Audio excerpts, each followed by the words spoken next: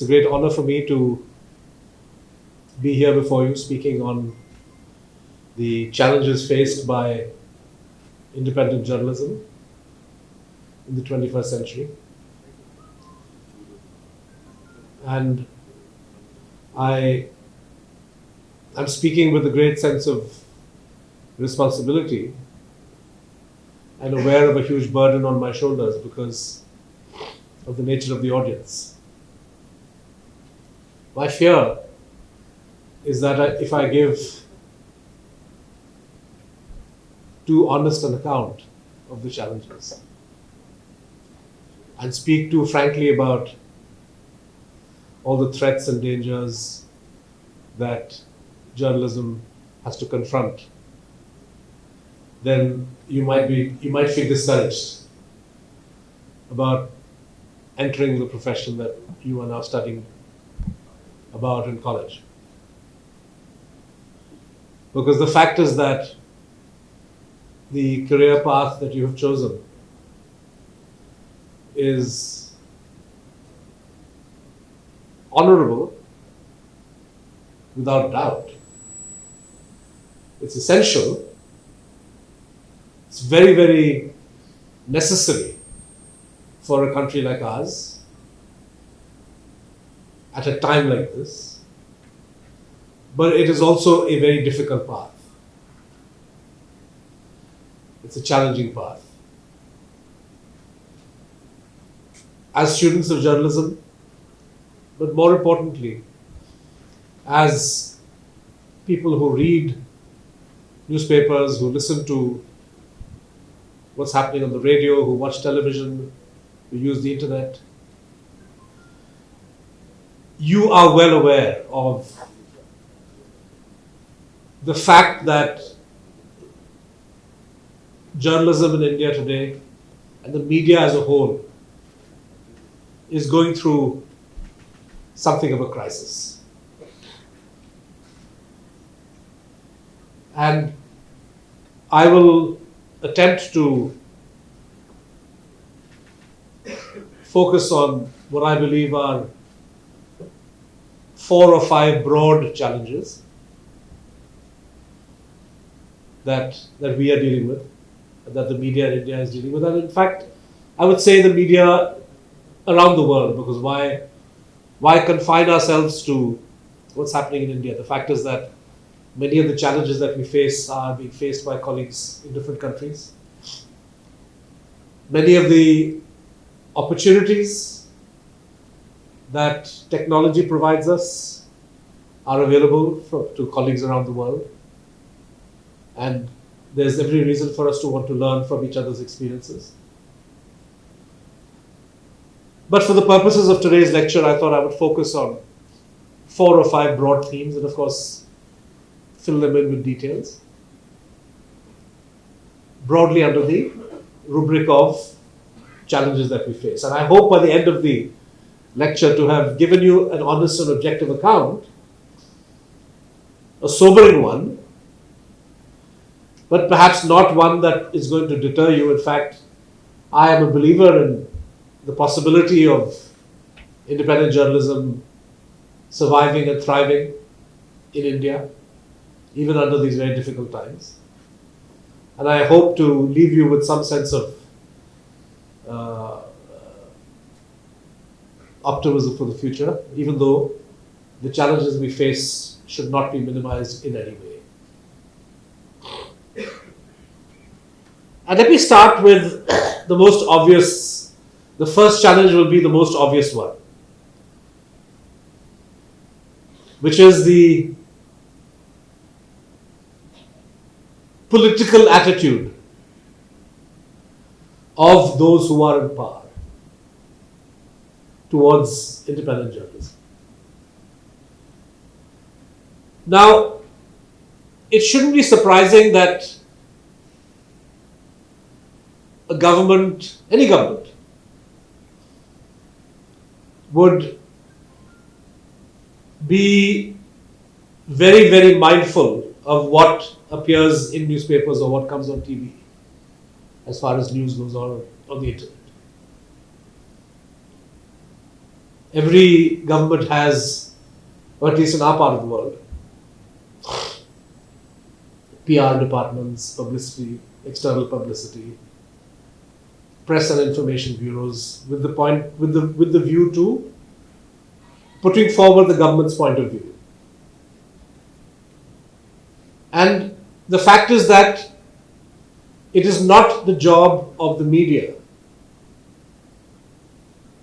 to put forward the government's point of view.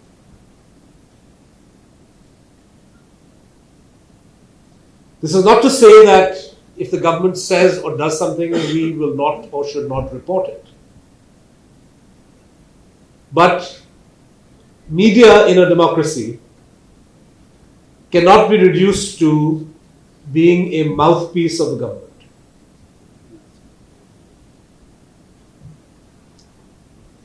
The media in a democracy derives its mandate not from the government, but from the people, from the Constitution, from constitutionally guaranteed freedoms that all of us enjoy. In India, you know that Article 19 guarantees every person the freedom of speech. And even though freedom of the press is not explicitly written into the Constitution, the way it is in some countries, the fact is that courts have rightly interpreted Article 19 to extend to freedom of press. So the freedom of speech that every individual enjoys is enjoyed collectively by the press, by the media, and again subjected to the same set of reasonable restrictions that Article 19 introduced through, you should all know this, the First Amendment to the Indian Constitution. And these restrictions at one level seem very broad, but again the manner in which they have been interpreted over the years by courts has given the media a great deal of latitude, a great deal of freedom in being able to write and report without the fear of prosecution by the state. And it's not that governments have been happy with media coverage and not tried to suppress things. They have.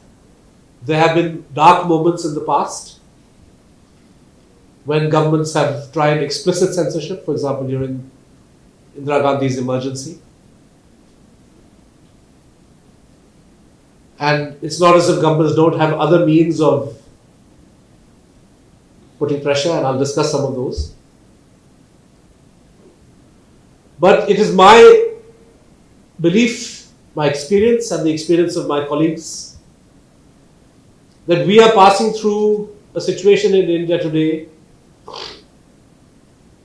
where the extent of government hostility is at the highest it has been for years, for decades. Where the extent of government intolerance towards independent reporting has reached unimaginable proportions. And where the government's unwillingness to permit the broadcast of news and views, certain issues, has reached the level where, without declaring formal censorship, we are virtually at the doorstep of a situation where the government wants the right to tell every Indian what they can see, what they can read, what they can say, and what they can't. All of you are aware of the controversy surrounding the government's response to the BBC documentary on Gujarat called the Modi Question. I hope, despite the deletion of YouTube links and Twitter links, the journalism students of Kerala have been resourceful enough to be able to have found this documentary and watched it. In two parts. Part one deals with the 2002 Gujarat riots, and specifically the role of Narendra Modi, who was then Chief Minister of Gujarat and who is now Prime Minister. And part two looks at the last 8 years of his rule, and in particular the last 4 since 2019. And the government's response initially to this documentary was to accuse the people who made the documentary of having a colonial mindset. And which is fine, I mean, that's the government's opinion. Governments are entitled to criticize things. Governments are entitled to endorse certain things. We all know, for example, that a controversial film like Kashmir Files received tax exemption from virtually all BJP governments, and no less a person than the Prime Minister of India publicly endorsed and praised Kashmir Files. And he also said, and I applaud him for that people should not be intolerant. If you don't like Kashmir Files, you can make a film of your choosing that tells a different story. Which is the way things should be in a democracy. However, while the government was within its rights to denounce the BBC documentary as having a colonial mindset, as being false and untrue, etc., what it did not have was the right to trample upon the advice that Narendra Modi himself had given all of us when he was talking about the Kashmir Files, which is that this is just a movie. You can see it if you like, don't see it if you don't want to. And you have the freedom to make another movie if you don't like it. Excellent advice. But advice that Mr. Modi's government disregarded when it invoked a section of the Information Technology Rules of 2021 to direct or to order YouTube and Twitter to delete all links to the documentary. This was the closest the government could come to banning something that is on the internet.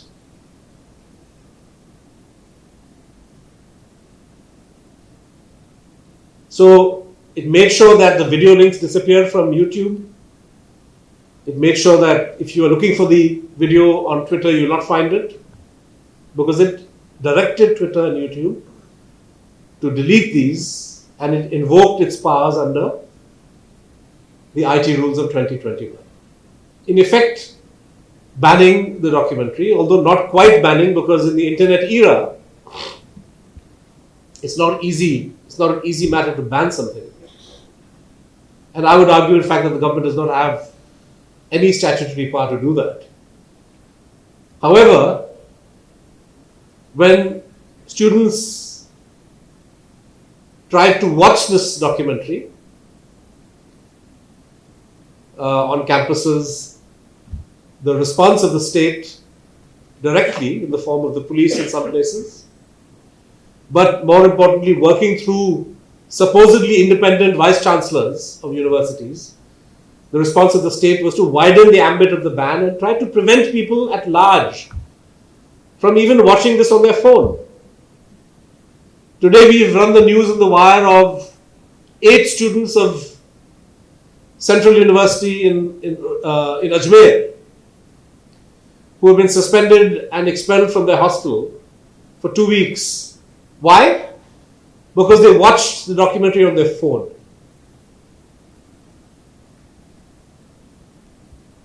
This is a serious attack on, of course, a citizen's right to free speech, to access information that they want, to their privacy rights,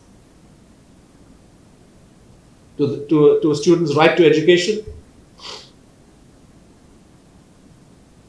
But issued without giving it a second thought by the Vice Chancellor of the university, and those kids have already been kicked out of campus and sent away for 2 weeks.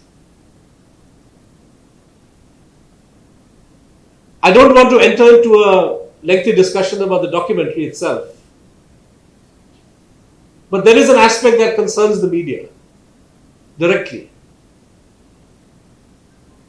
which is this suggestion made, again, not officially. So there is no government document, there is no official letter, there is no government official or minister who is putting his name forward and saying, I am saying this. But we saw reports last week in a number of newspapers quoting unnamed officials of the INB ministry, saying that the reason why we are taking action against this film is because the Supreme Court is being insulted. The Supreme Court has already decided this matter. So how can you write and comment and criticize? Or this is going to cause Hindu-Muslim tension. And I want to remind all of you, and this is an important lesson that you should take when you leave journalism school and enter the profession. Courts are not beyond criticism.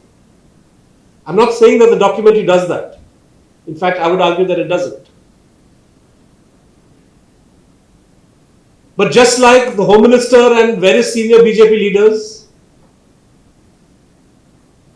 openly criticized the Supreme Court's Sabrimala judgment, wrote long articles about it, eventually managed to get it reversed in some ways. Every person has the right to criticize a judgment. I've done it on dozens of occasions. The Supreme Court's Rafale judgment, the Loya judgment, the Ayodhya judgment, the Narendra Modi / Zakia Jafri judgment, which is the subject of this documentary. I've written pieces about it. I've made videos about it. There is nothing sacrosanct about commenting on a court verdict. As long as you do not, and this is important, as long as you do not question the motive of the judge, as long as you don't make accusations against the judge that she or he gave this verdict for this and this reason. That you can't do, and you should not. But to say that the judgment is not a good one, to say that it's wrong, to say that it has ignored 10 pieces of evidence, is the democratic right of every person. It's the right of somebody commenting in the media. How can you make that the reason to ban something? It's absurd. And if we allow this logic to pass, then tomorrow the media will have no right other than to report on court proceedings and to comment on court proceedings like a court stenographer. But that's not the job of the media. And if that was the job, if that is to be the job of the media, then there are judgments of all kinds issued by courts at different levels that have been scandalous. Does that mean that we were wrong to write about them, to comment on them, to discuss them, to analyze them? It's absurd. There is no statute. The other argument given is that this is a 20-year-old problem. What I don't understand is if the Home Minister of India, during the Gujarat elections, can speak about the 2002 riots, then it's not considered an old issue. Nobody accuses him of raking up the past. But if somebody else does it with a critical eye, then all hell breaks loose. What kind of logic is this? The reason I'm spending time on the BBC documentary is because this is, of course, the most recent example of a blatant attack on media freedom in this country. But also because of its wide-ranging significance and because it invokes and in a way has shown us the true danger of the IT rules. When they were promulgated in 21, the Wire was among those media organizations that went to court, challenging the challenging the virus of the IT rules and asking that the court declare this to be ultra virus. In other words, violative of the Constitution. Because it gives the government the right to decide unilaterally what content can be deleted. Just to remind you what the IT rules say, under the guise of dealing with so-called reader complaints, every website and every social media intermediary, in other words, Twitter, Facebook, YouTube and so on, have been told that you must appoint a grievance redressal officer who will receive complaints from readers or viewers about stories that have been posted and address those complaints. If the reader is not satisfied, then the reader has the right to escalate that complaint all the way up to an interministerial committee of bureaucrats who will then decide whether this story should be deleted or not. I can't think of a more dangerous provision, and I'm grateful to the IMB ministry and its reaction to the BBC documentary for making it very clear that when we said this power is a dangerous power, we were making a theoretical argument. We were making a speculative argument that if this provision stays, it can be misused. I thank Mr. Anurag Thakur for misusing this provision today. Itself, when that IT rules set of when those rules are already being challenged in the court. Now the court can see for itself the precise way in which these rules are being used to delete content. And deleting content, why? Not because it is a threat to national security. It's absurd to think that a program made by the BBC can be a threat to national security. Not because it is critical of the Supreme Court, simply because it is critical and shows, in many ways, some would argue, the current Prime Minister in bad light. There is a telling line in that first part. Maybe that's the reason why Mr. Modi doesn't like it so much. Where the BBC journalist asks him,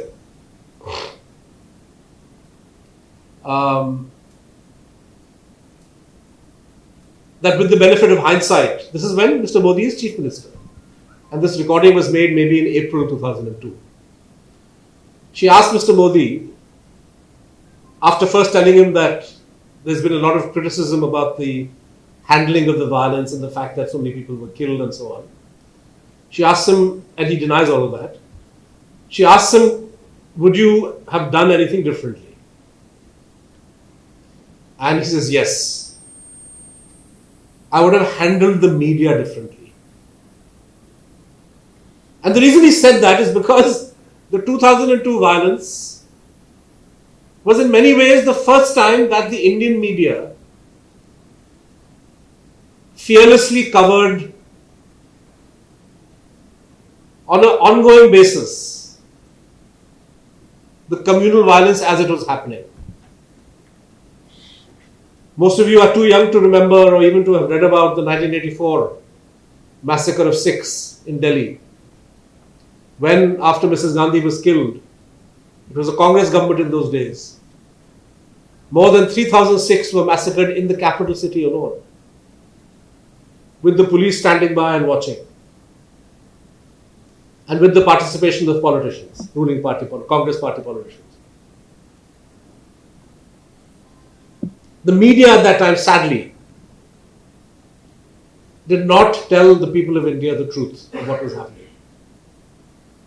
The fact that this violence was organized, it was orchestrated,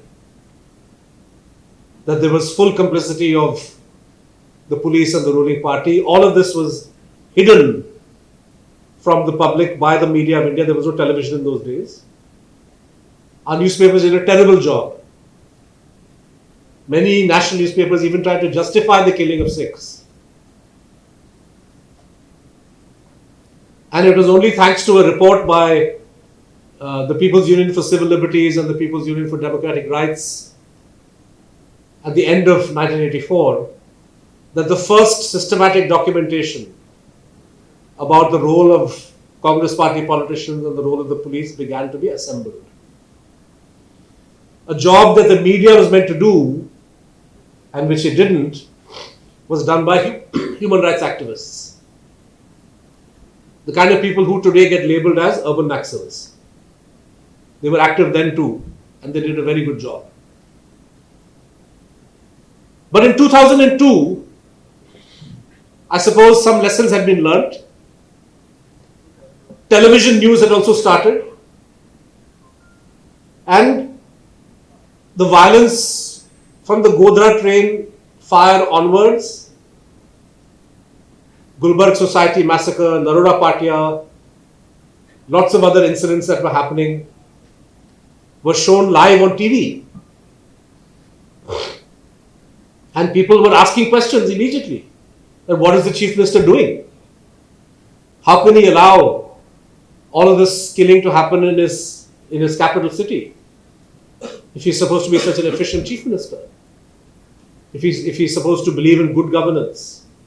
Is this good governance that 800 people, or I think official figures are 1,200 people can be killed in 3-4 days? How is it possible that a former member of parliament tries to call every policeman he knows, every politician he knows, and including allegedly the Chief Minister himself, that there is a mob outside my compound, and yet nobody comes to save him and he's killed? So it's the media which reported these things, and so it's not surprising that in April, when he's asked that in hindsight would you do anything differently, he doesn't say that yes, I would have tried to send police to Ehsan Jafri's house. Yes, I should have deployed or should have called the army earlier. Or I should not have allowed the Vishwa Hindu Parishad to take the bodies of the Godhra victims and use that to incite people. He doesn't say that. He says I should have handled the media differently. And 20 years later, we can see what this handling of the media involves. As Mr. Rajesh or the other speaker said, I think you said about the no press conference. First time that we have a Prime Minister who has not held a single press conference. And when I began by saying that the first challenge to independent journalism is the political attitude of the government, this attitude is manifested from the top when the leader himself or herself adopts a hostile attitude, refuses to meet the press and take questions, refuses to give interviews except where the questions are all screened and prepared beforehand. Aap aam kaise khate ho? All that's fine.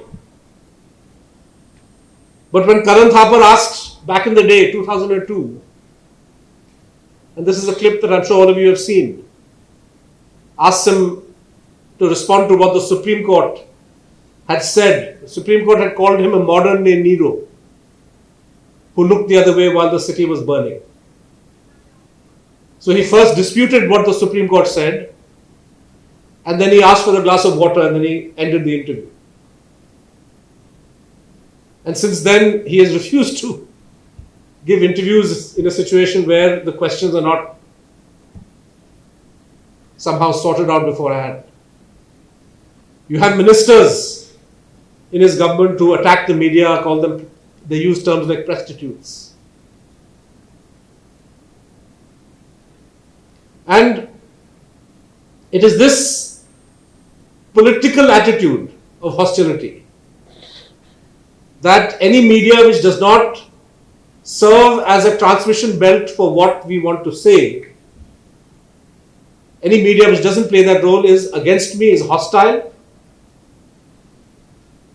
and liable to be proceeded against should the occasion arise. And I'll explain what that means.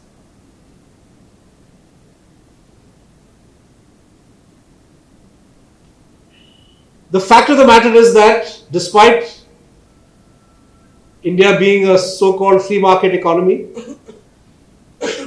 the media is governed by all kinds of rules, regulations, licensing. Radio, for example, there is no radio news in this country. It's quite shocking that Nepal, Bangladesh, you can have private news on radio. You have radio stations that are private and which give news. In India, and this is not the problem of Mr. Modi, this goes back to Atal Bihari Vajpayee and Manmohan Singh, all of whom had the same narrow mindset when it came to radio news. For some reason, they wanted to control it.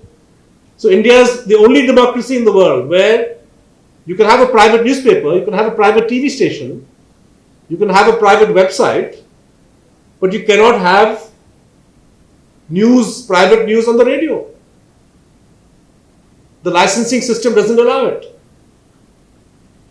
Television is somewhat better.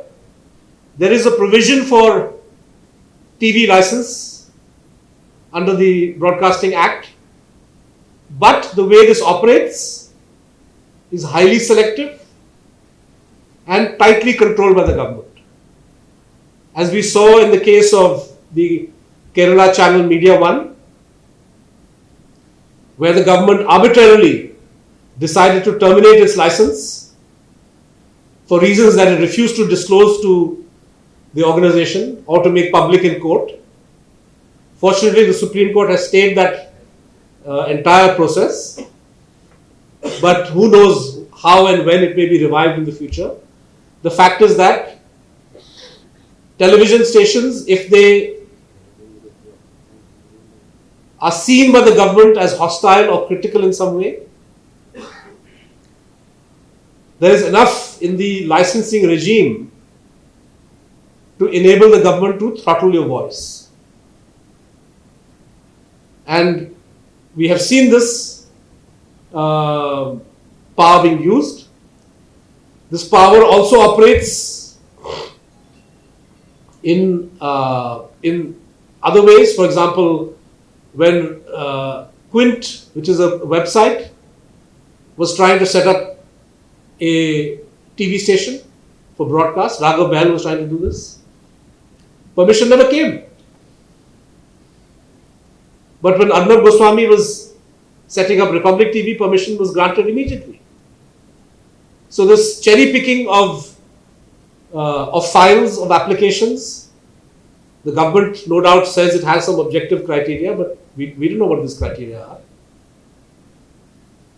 But the fact of the matter is that it gets to choose who can open a TV station and who can't. And if, as in the case of NDTV, somebody has a license which predates your Raj and is doing programs that you don't like, then you can have a situation where through some kind of a takeover, and the Adani group has bought NDTV,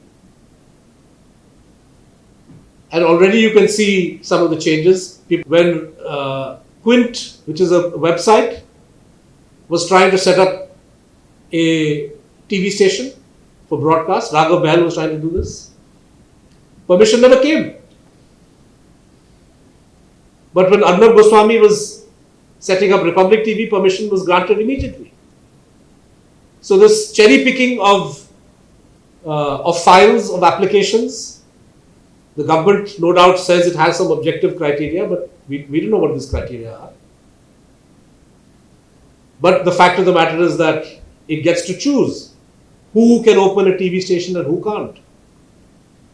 And if, as in the case of NDTV, somebody has a license which predates your Raj and is doing programs that you don't like, then you can have a situation where through some kind of a takeover, and the Adani group has bought NDTV, and already you can see some of the changes. People, I thought this was a joke on day one when the Hindenburg report came out. And somebody said, and instinctively, like when I have a few apps on my phone, and I saw a tweet. Somebody sent me a tweet that Hindenburg put out, and I was curious to know, okay, has anybody read this report? What is the media coverage? So instinctively, I pressed on the NDTV app on my phone, and of course, there was nothing there. And a few hours later, there were stories in some other media. And but for the rest of the day, I didn't see any coverage. Of course, NDTV later has done stories. But the fact is that Mr. Adani purchasing NDTV is bound to have an impact on the independence of that channel. So if licensing and regulating and those legal provisions don't work, there are other ways in which the system is able to change the voice of media. The problem of censorship, which I spoke about in the context of the BBC documentary, is incidentally so acute that there was recently a conference held of senior police officers, Director Generals of Police and that level, where many of these police officers presented papers. There was one paper on the crisis in Ladakh because of the Chinese intrusion. There were papers on the role of Islamist and Hindutva extremist organizations. I believe some police officers also spoke about the need to keep a watch on the militant activities of Hindutva groups like Bajrang Dal and so on. And the minute media began to focus on some of these papers, it's news, right? I mean, if senior police officers are talking about this, it's news. The papers which are on a government website were all deleted, censored. So you can imagine if even senior police officers in this country are not safe from being censored, what the fate of independent media is going to be.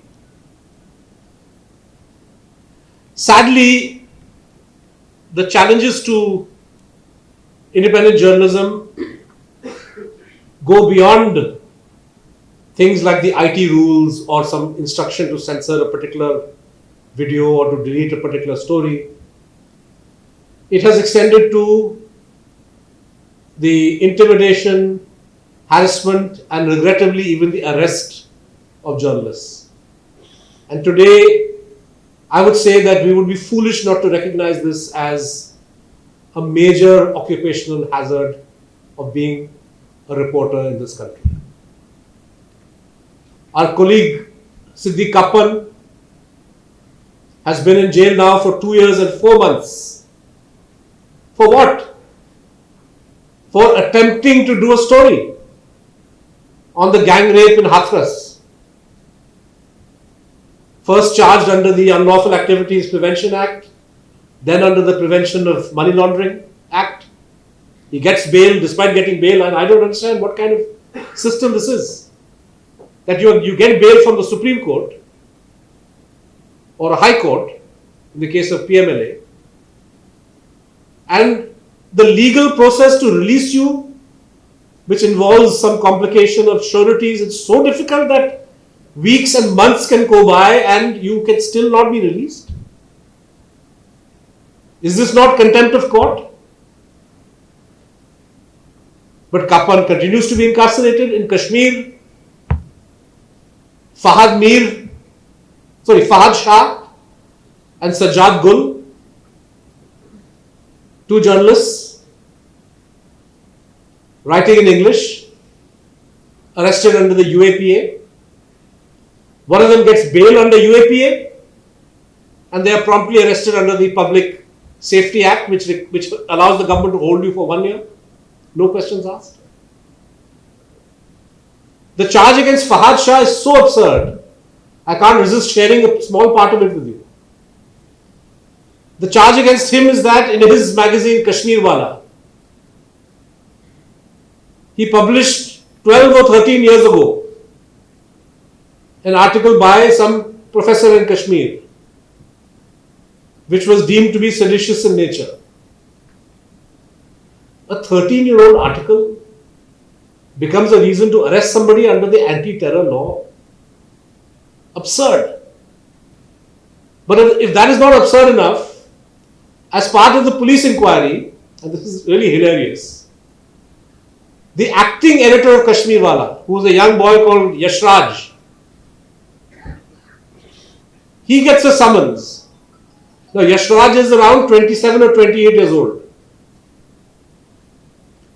He was 13 or 14 years old when that original article was published.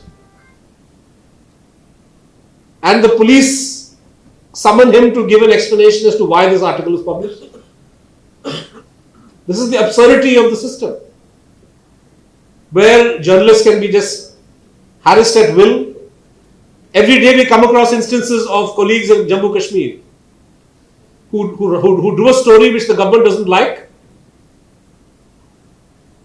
and they get summoned to the police station. Why did you write the story? Don't do it again. So on and so forth. Masarat Zara, photographer, FIR against her under UAPA. Sana Mattu, leading photographer in Kashmir, no criminal charge against her, but when she tried to fly to the US to receive a Pulitzer Prize, she was part of a team of Reuters photographers, and she was one of the recipients of the Pulitzer. She stopped at Delhi airport, not allowed to fly, no reason given. And she is the fourth or fifth journalist I know from Kashmir who has not been allowed to fly out of India. Is this why Article 370 was scrapped?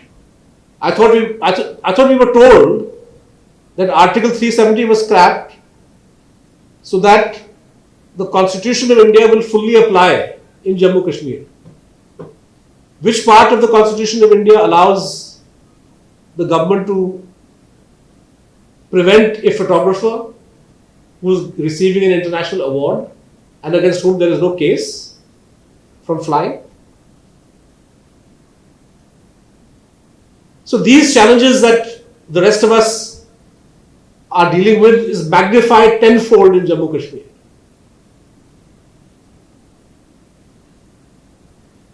During COVID, a new trend started. Prior to COVID, the main legal challenge that you had to contend with as a journalist was defamation. That you write something or say something, and the government or some politician or some businessman files a defamation case against you. And the law in India allows for both civil and criminal defamation, but criminal defamation was not really a serious criminal charge because the police had no right to arrest you.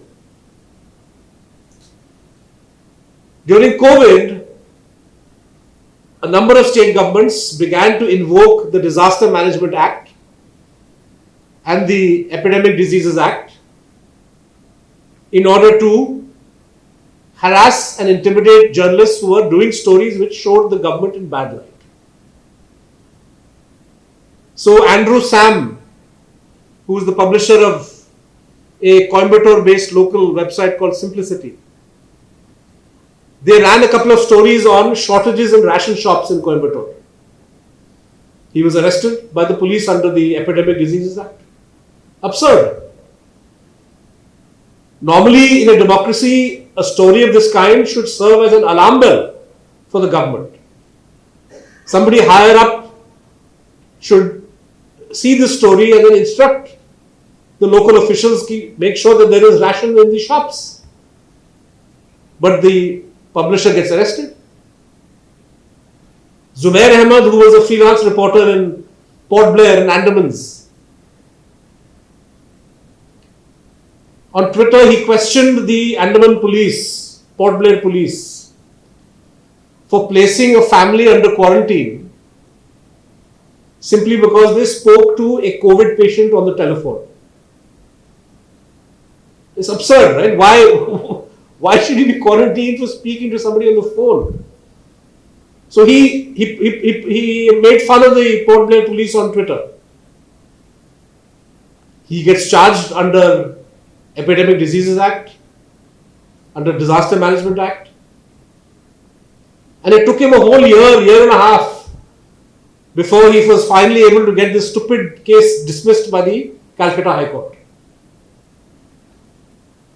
I don't want to talk about myself, but we have our fair share of cases for reporting that we've done, and we are dealing with it. But the problem for freelance reporters, for journalists and publications in different parts of India can be huge when the full might of the local police and administration is deployed against you because you're doing your job. Kishore Chandra Wangkhem in Manipur spent several months in jail because he wrote a satirical post after a BJP leader died of COVID,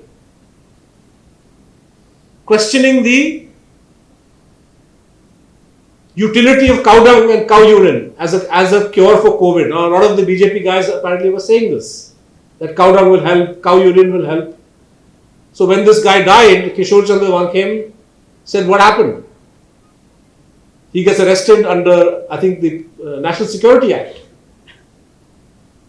In Gujarat, the editor of a local website called Dhaval Patel 2 years ago booked under sedition when Vijay Rupani was Chief Minister for a speculative article that Rupani may be dropped.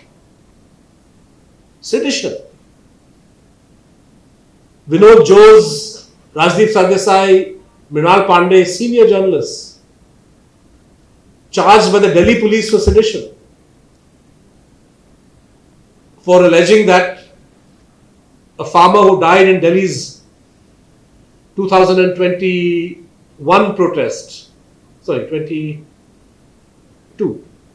22 protest, had died of a bullet injury when the police was claiming that he was killed in an accident.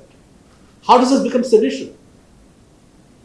So these kinds of charges which are being leveled against journalists, which attempt to criminalize the work that we do, is a new dangerous escalation in this attempt to silence the voice of journalists. And my fear is that this is going to grow as a challenge in the months and years to come. I've spent a lot of time on this first challenge, which is the challenge posed by the political attitude of hostility. And I have to say, even though I focused on the central government and the BJP, that virtually no state government is immune from this tendency. We recently saw in West Bengal a professor finally discharged from a case, 10-year-old case, because he had circulated a cartoon mocking the chief minister. Why should that be? Why should mocking the chief minister be the reason for a criminal case to be filed against you? Aren't we a democracy? This is not Russia. This is not Turkey. This is not North Korea. But the way in which politicians increasingly speak, the way the police operates, means that all of us have been thrust into the front line. The idea, of course, is not just to intimidate people like you and me, who are journalists or trainee journalists. The idea is also to intimidate at a much wider level people who use social media. Did you know, for example, in Russia, there is a law, and recently a prominent website that is critical of Putin called Medusa. This law has been invoked against Medusa, declaring it a hostile organization or some such. What this means is that anybody who helps Medusa is now liable for criminal action by the state. Anybody who likes a post, anybody who shares a post can be prosecuted by the Russian government. And it is this fear, of course the law in India will not allow, the constitution in India will not allow, and I hope the courts, should ever a government try to pass this kind of law, the Supreme Court is bound to strike it down. But this random process of arresting people because they posted something on Facebook, because they liked something, and we have dozens of such cases from around the country. The idea is to intimidate and make sure that you don't use your freedom of speech in such a way that is critical of the establishment, that is critical of the government. There are, of course, other challenges. I'll quickly run through them. The economic challenge is very, very high on the list. How does independent journalism survive? Who will pay for the journalism? Like, newspapers have a cover price. TV channels, if they are distributed through a set-top box, can levy some kind of subscription fee. What option do websites have? So a website can have a paywall. But hands up, how many of you in this room are paying subscribers to the Hindu or the Indian Express or Business Standard, which have a paywall? Anybody? Has anybody here ever paid to access news content? I don't think so. Because the fact is that newspapers themselves are priced so low that we are not even used to paying for newspapers. You pay 3 rupees or 5 rupees for a paper, you sell it for Raddi at the end of the month, you get half your money back. So effectively there's no paywall even for newspapers. So if readers are reluctant to subscribe to websites, how is that website expected to survive? Well, advertising could be one answer. But advertising yields are very low. We run some ads on our YouTube channel. The Wire's YouTube channel has more than 4 million subscribers. We have millions and millions of views every month. But most of the earnings from the ads that play are taken by YouTube. So they make a lot of money. We don't make that much. Certainly not enough to stay afloat. We are fortunate at The Wire as a non-profit that we are able to collect donations from readers. Others are trying to get subscriptions. But the big challenge, because the only guarantee of media remaining independent, people often ask me, how has The Wire managed to survive for 7-8 years? despite being critical, despite being independent? The simple answer is that we do not have investors. We do not have private proprietors. We do not depend completely on advertisers. We are a non-profit. We ourselves own our business. And we rely on reader donations. Normally, the conduit for government pressure is the owner. If the government doesn't like the coverage of a news channel or a newspaper on certain issues, the minister can pick up the phone, call the owner, and things can change. So, whether you remain independent depends on to a large extent on your ability to finance yourself. And there is no clear answer. There are different models that media around the world are experimenting with, but all of them rely on this one key ingredient, which is how do you get the reader to pay? Because if the reader does not pay, someone else will pay, and that someone else may one day demand their pound of flesh. A big reason why the bulk of Indian media has stopped doing its work is because of this business model. They're all owned by private companies, by families who have different business interests and who are running their media in such a way that they protect or extend their financial interests. They're very scared of government retaliation. A prominent newspaper group which did a very strong bold coverage during COVID found itself being raided by the income tax authority a few months later. So these are all methods that the government uses to keep the media down, and this highlights the importance of having a financial model that will allow independent journalism to survive. The next, very quickly, issue or challenge is public trust. The fact is that the level of public trust in the media today is at an all-time low. Most people, Kerala may be somewhat of an exception, but a lot of people simply do not trust what they see or read.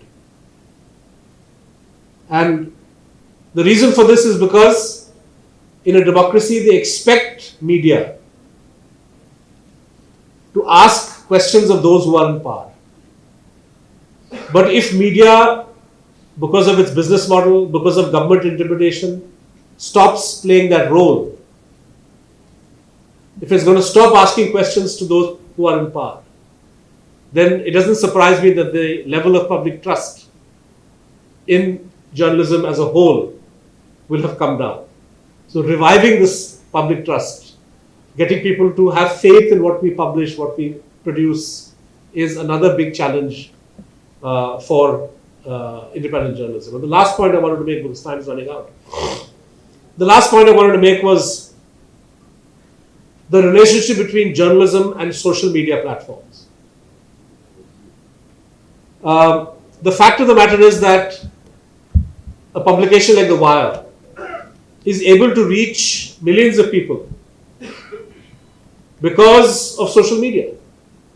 What we write and what we publish gets amplified by readers through Twitter, through Facebook, through WhatsApp, through YouTube, through Instagram, and eventually gets seen by many, many more people than what we could have afforded if we were marketing it. Newspapers, television channel marketing is a very expensive proposition. Digital media, on the other hand, relies on social media platforms.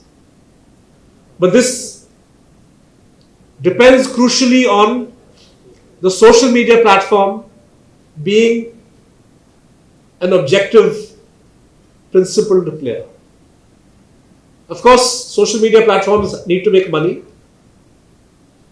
But what we don't want is when the social media platform plays favorites, when the social media platform arbitrarily starts to censor content, or when they devise an algorithm that makes it harder for certain kinds of news to be shared or to be seen. And we know that all of this happens. I personally found it very, very alarming that Twitter, which under its previous owner had gone to court. In fact, there is a case in Bangalore in the Karnataka High Court against Government of India by Twitter. And Twitter is questioning the government's right to order Twitter to take down tweets. And saying that very often your demands to have material taken down does not appear to be justified. However, the same company, Twitter, when it came to deleting links to the BBC documentary, was very quick in acting. I don't know if this is because this is Elon Musk's new policy or what it is. But if Twitter is going to succumb to government pressure, if YouTube is going to succumb to government pressure, if Facebook or Instagram are to succumb to government pressure, then this poses a very, very huge challenge to independent journalism about how to distribute its content, how to share your content. Of course, direct email, newsletters, all of these are very, very important methods of outreach, and we are experimenting with them, so are other people. But this tension between independent journalism and social media intermediaries or social media platforms is emerging as a major challenge. Many of these guys have monopoly power. Many of these guys, Google, for example, uses the news content produced by news organizations and then earns a lot of revenue from it, which it doesn't share. So there are plenty of issues that media around the world is dealing with when it comes to the platforms. But I just wanted to flag this as another major challenge that journalism confronts. At the end, friends, I wanted to emphasize the fact that journalism, independent journalism, the media as a whole in a democracy is not an end in itself. It is a means of strengthening democracy. It is a means of empowering citizens. It is a means of informing people of what is happening in their society, helping them to hold government accountable, helping them to hold their representatives accountable. And an informed citizenry is the bedrock of any democracy.